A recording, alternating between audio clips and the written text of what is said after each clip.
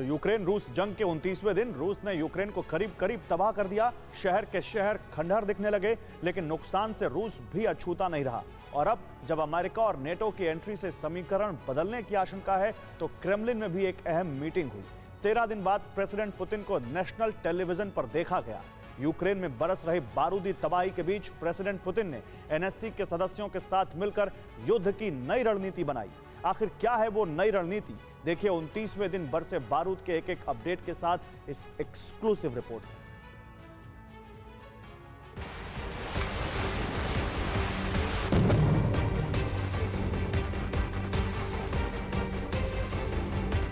बारूदी विध्वंस और खाक हुए शहर में तबाही का धुआं। ये खार्किव है, कीव में दाखिल होने का गेटवे, लेकिन जंग के 29वें दिन पूरी तरह बर्बाद। अपनी ही जमीन पर रूसी फोर्स के ट्रक्स में विस्फोट। यूक्रेन आर्मी के फाइटर प्लेन से मचती तबाही का ये ट्रेलर नहीं है, बल्कि ये प्रोपेगेंडा वीडियो है। लेकिन इसी वीडियो में छिपे यूक्रेन पर बरसी तबाही के निशान भी आप देख सकते हैं। ये मारियुपोल शहर है।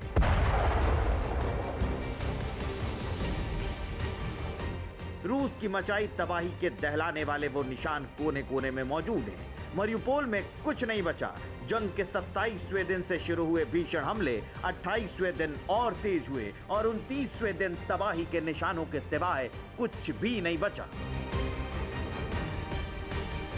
बरसते बारूद के बीच हर कदम पर रूसी फोर्स को कामयाबी मिल रही है, लेकिन 4 हफ्ते बाद भी जंग में जीत अब तक तय नहीं हो सकी है और बदस्तूर यूक्रेनी शहरों को रूस मिसाइलों से निशाना बनाने का सिलसिला जारी रहा। यूक्रेनी फौज समेत आम लोगों को जान माल का भारी नुकसान हुआ। निहत्थे लोगों का भी खून बहा और इसी बीच नाटो और अमेरिका के समीकरण ने प्रेसिडेंट पुतिन को और भी ज्यादा आहत किया। इसलिए अब तैयारी है जंग में जो रूस के खिलाफ उतरेगा उसे दहलाने की। और ये संकेत नहीं बल्कि खुलासा है।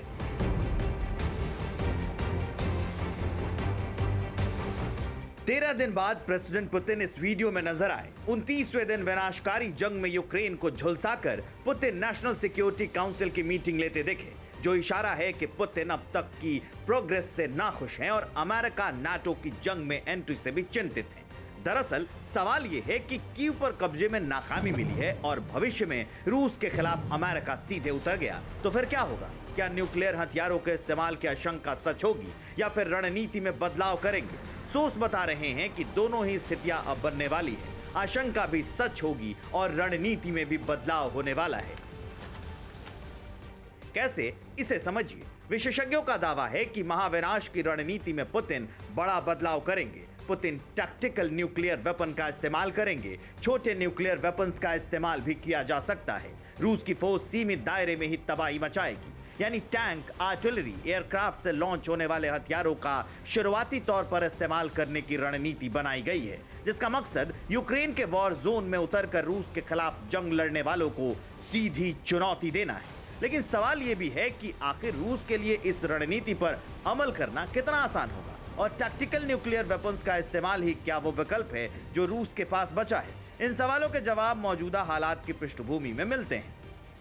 यूक्रेन को ढांचागत नुकसान बहुत ज्यादा हुआ है। यूक्रेनी फोर्स और नागरिकों का भी नुकसान हुआ है, लेकिन इस मुकाबले देखा जाए तो रूस को यूक्रेन में आशंका से ज्यादा नुकसान हुआ है। कई शहरों में रूसी सैनिकों के शव सड़कों पर बिछे हैं।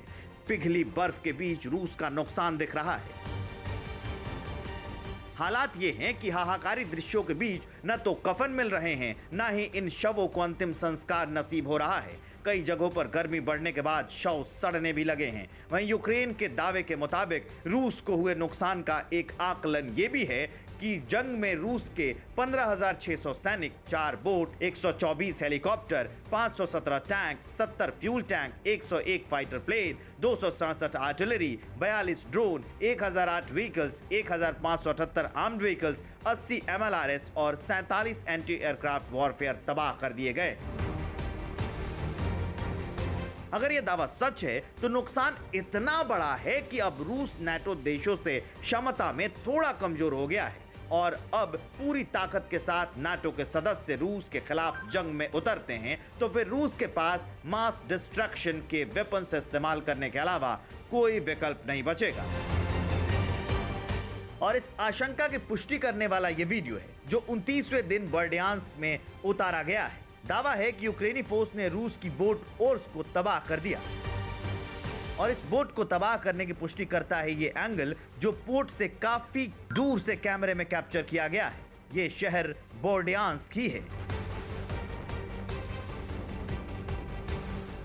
इसके अलावा यूक्रेन आर्मी की तरफ से जारी किया गया ये विजुअल भी बता रहा है कि रूस को नुकसान पहुंचाया गया है। दावे के तहत ड्रोन से कैप्चर किया गया ये वीडियो रूस के टैंक की तबाही का है।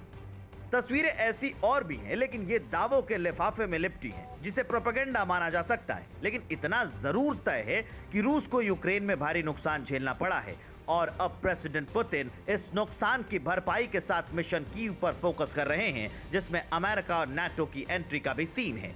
Bureau report, TV9 Bharatvarsh.